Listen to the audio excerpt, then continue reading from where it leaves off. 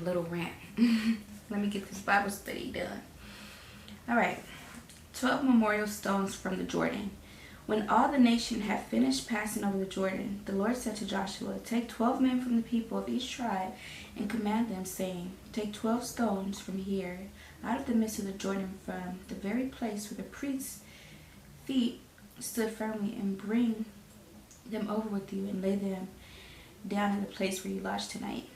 Then Joshua called the 12 men from the people of Israel, whom he had appointed, a man from each tribe. And Joshua said to them, "Pass on before the ark of the Lord your God into the midst of the Jordan, and take up each of you a stone upon his shoulder, according to the number." Let me circle this. Oh, my pen ain't even working. Come on now, don't do that. Okay. According to the number of tribes of the people of Israel, that this may be a sign among you. When your children ask, "What do these stones mean?" then you shall tell them that the waters of Jordan were cut off before the ark. Tell them that the waters of the Jordan were cut off from the ark of the covenant of the Lord when it passed over the Jordan. The waters of the Jordan were cut off. So these stones shall be to the people of Israel a memorial forever. So 12 stones meant the water stopped so that the people of Israel the water of the Jordan stopped flowing so the people of Israel can cross over. So the significance of the 12 stones. Alright. The people of Israel did just as Joshua commanded, and took up 12 stones out of the midst of the Jordan, according to the number of tribes of the people of Israel, just as the Lord told Joshua. And they carried them over with them to the place where they lodged, and laid them down. Laid them down there. And Joshua set up 12 stones in the midst of the Jordan, in the place where the feet of the priests, bearing the ark of the covenant, had stood.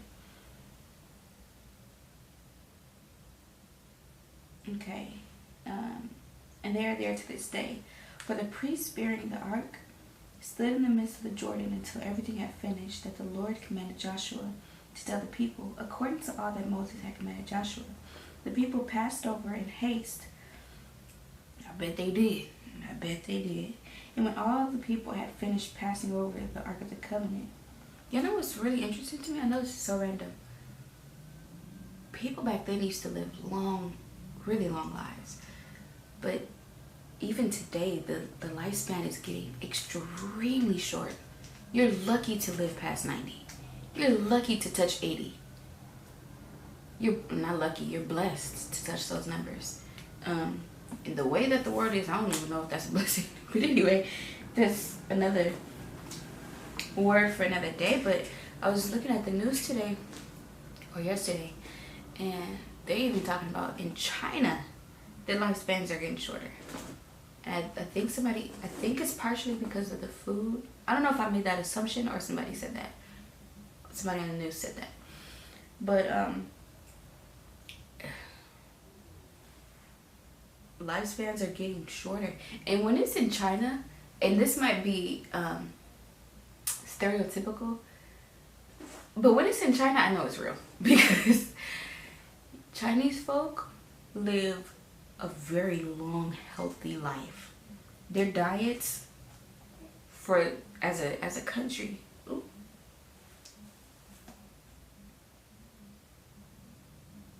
Okay. I have to check in with myself.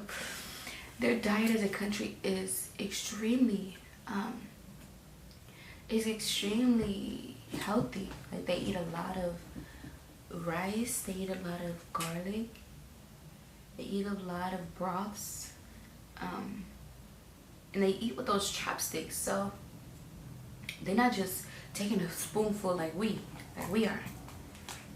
They're not just taking a spoonful like we are and just gulping everything down.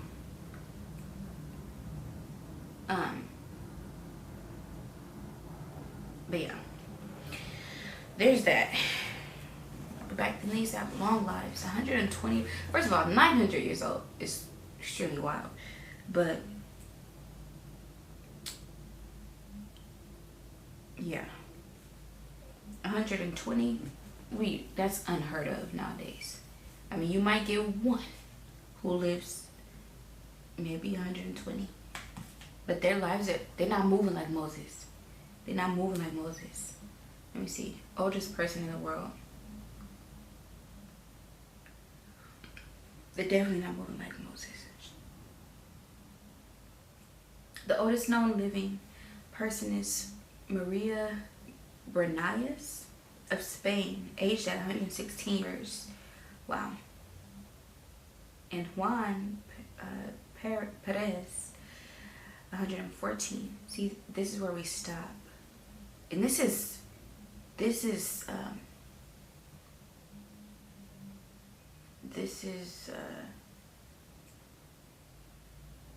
extremely rare. But they don't, from these pictures, they don't really look like they were living. You know what I'm saying? It looks like, and I'm just assuming, and I could be speaking out of turn, but and maybe they were. You know, maybe that's just my perception, but I don't think they would be leading a country like Moses at that age. Like, we live this life and we sit on the couch. I'm not saying that's what they did. I'm just saying in general. That's how I know elders to be in this day. They get older and they start sitting more. They don't take walks. And this doesn't apply to everybody, please. But it's not a life that I would want to live. Like, many of us, even today, like, we're like, I'm not trying to live that old. Because we think life stops at a certain age. Because that's how it looks. But Lord, if you're going to give me a long life, please, let me be as young, and maybe, not mentally, but let me be, mentally, maybe I would want to be young mentally. But what I'm saying is, I don't want to be doing the same things I was doing. As far as dressing how I want to dress and wearing what I want to wear. And what's crazy is my form of dressing is changing naturally. It is what I want to wear. I no longer want to wear my booty shorts and like all of that. Jesus. I'm not saying I would never do it again. Okay? So don't judge me. Well, you can judge me. I don't mind. But anyway, that's a tangent. That's another story for another day. So these stones shall be a memorial, okay? And the people of Israel did just as Joshua commanded, and took up the 12 stones in the midst of the Jordan, according to the number of tribes of the people of Israel, just as the Lord commanded Joshua. And they carried them over with them to the place where they lodged and laid them down. Joshua set up 12 stones in the midst of the Jordan, in the place where the feet of the priests bearing the Ark of the Covenant had stood. Where the priests bearing the Ark of the Covenant had stood. And they are there to this day. Wow. For the priests bearing the ark stood in the midst of the Jordan until everything was finished, that the Lord commanded Joshua to tell the people according to all that Moses had commanded Joshua. The people passed over in haste, and when all the people had finished passing over the ark of the Lord, and the priests passed over before the people, the sons of Reuben and the sons of Gad and all the tribe of Manasseh passed over armed before the people of Israel. And Moses had told them. As Moses had told them. About 40,000 ready for war passed over. Wow. So, war ready. Passed over before the Lord for battle to the plains of Jericho. On that day, the Lord exalted Joshua in the sight of all people of Israel, and they stood in awe of him, just as they stood in awe of Moses all the days of his life. Did they? Because them people was doing what they wanted to do. And the Lord said to Joshua, command the priests bearing the ark of this testimony to come up out of the Jordan. So Joshua commanded the priests, come up out of the Jordan. And when the priests bearing the ark of the covenant of the Lord came from the midst of the Jordan, the souls of the priests feet were lifted upon dry ground. The soul of the people lifted upon dry ground. The waters of the Jordan returned to the place. Waters returned.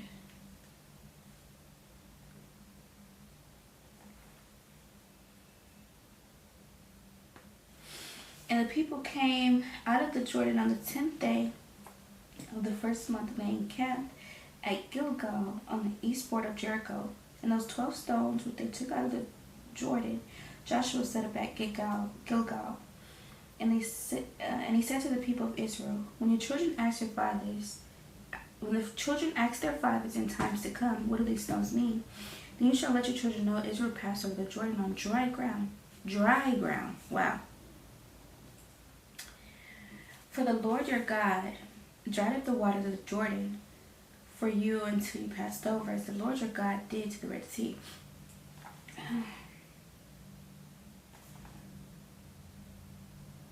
Compared to Red Sea. And like I always say, y'all, the more I read the Bible, the more I believe, because I don't know why, but like I see these things, and I said it last time, I'm always say I don't care. It's like I'm watching a movie. What is happening? It's like I'm watching a movie, and I could see it happening. And the Lord is so faithful, and because I know how faithful He is in my life, it's like I don't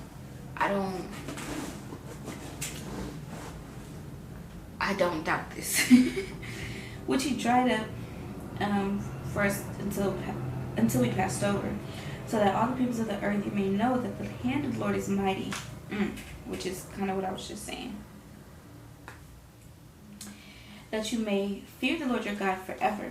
Chapter 5, the new generation circumcised.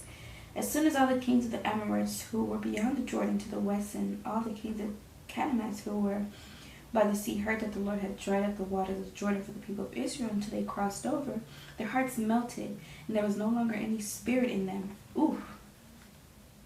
But what happened to your gods?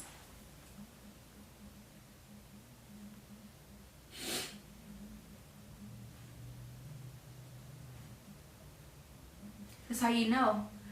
And I will say this till my lips turn blue. Baby, even when I wasn't a proclaimed Christian, even when I didn't claim to be Christian, I knew who to run to when things got bad. Baby, I knew who to run to when I was scared. I knew which book to hold when I was scared. Okay? Yeah, because I was denying Christianity. I did deny Jesus. Because I didn't like the way He was presented to me. I did deny Jesus, being honest. And my mind couldn't fathom these miracles. I'm telling y'all, I did a complete 180. Well, that wouldn't be a 180, would it?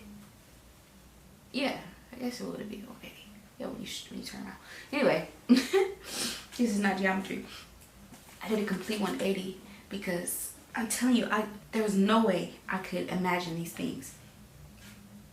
Was somebody walking on water? Like, come on, be real. But now, I'm like, now I see it. Now I see it. I've had some miracles happen in my life. Things that can't nobody explain. I don't care. Some things are not explainable from a human perspective. There is a God. There is a God. I gotta turn my heater on. Y'all gonna hear some noise. I'm sorry. I hope it's not too loud. I think it might be, but it's okay. We're doing the best we can, and it's cold. I'll speak a little louder. There was no longer any spirit in them because of the people of Israel. At that time, the Lord said to Joshua, make flint knives and circumcise the sons of Israel a second time. How? Do they have to keep cutting their private part? How do they get circumcised again if this is the type of circumcise that I'm thinking that we do today to our boys, our little boys? Like how? How do they get circumcised again? Let's see. So Joshua made flint knives and circumcised the sons of Israel at Gibeath Harloth. So circumcised. And this is the reason why Joshua circumcised them all. All the males of the people of Israel who came out of Egypt, all the men of the war had died in the wilderness on the way. Oh, after they had come out of Egypt. Oh, okay.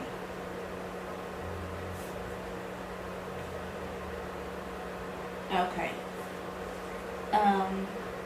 Though all the people who came out had been circumcised, yet all the people who were born on the way in the wilderness after they had come out of the Egypt had not been circumcised. Okay. For the people of Israel, wait. Okay. For the people of Israel walked 40 years in the wilderness until all the nation of the men of war who came out of Egypt perished because they did not obey the voice of the Lord. The Lord swore to them that they would not let them see that the land that the Lord had sworn to their fathers to give us, a land flowing with milk and honey. Wait, what? Let me read that over. Sorry. For the people of Israel walked 40 years in the wilderness until all the nation, the men, who came over the period, Then the men of the war who came out of Egypt perished because they did not obey the voice of the Lord. Yes, that the Lord swore to them that he would not let them see the land the Lord sworn to their fathers to give us, a land flowing with milk and honey. So it was their children.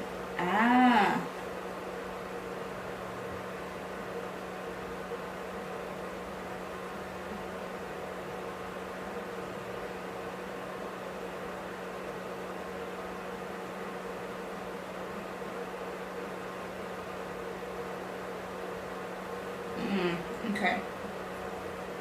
So it was their children whom raised up in their place. That's a word. Children will be raised up.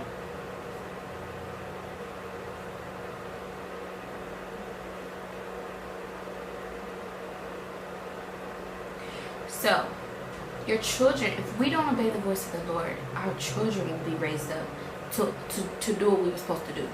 The job has to get done regardless. And some might say, well, I want my children to. Yes, you do. You want your children to be raised up for the kingdom, but not at the expense of you not doing what you were supposed to do. The reason why your children have to be raised up because you didn't do what you had to do. Now your children have to go through what you were supposed to have to go through. And at any age, you can realize this and change your life. At any age, you can realize this and change your life. But if you don't do it, somebody has to. And it's easier on your children if you just obey the voice of the Lord now. If I just obey the voice of the Lord right now, why wait? Why would I say, my kids could just do it? That's making it harder for them. A lot of parents think that they're making it easier. This is the word.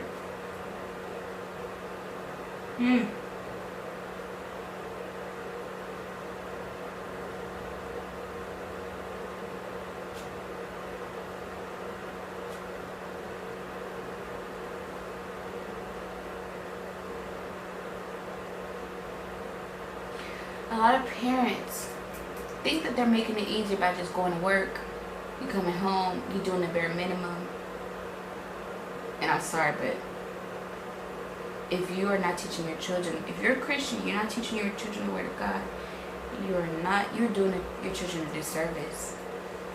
And I know it's hard, I know it's hard, but that's life. That's really life. We have to teach our children the word of God. We have to. I don't see how you could be a Christian and you're not teaching your kids the word of God. Now, I'm not saying force it on them, but you should You should be a walking example for your children. We should be walking examples for our children. We have to. That's why many people, we talk about it in this culture, there's this, let me turn this off. There's a specific celebrity who makes raunchy music, and she said she doesn't even let her own child listen to her music. That tells you your kid cannot look at, your kid doesn't even look at you as an example. You don't want your daughter to look at you as an example. That's better. You don't want your child to look at you as an example. That's gotta hurt deep inside. A lot of people say, oh, it's just my choice.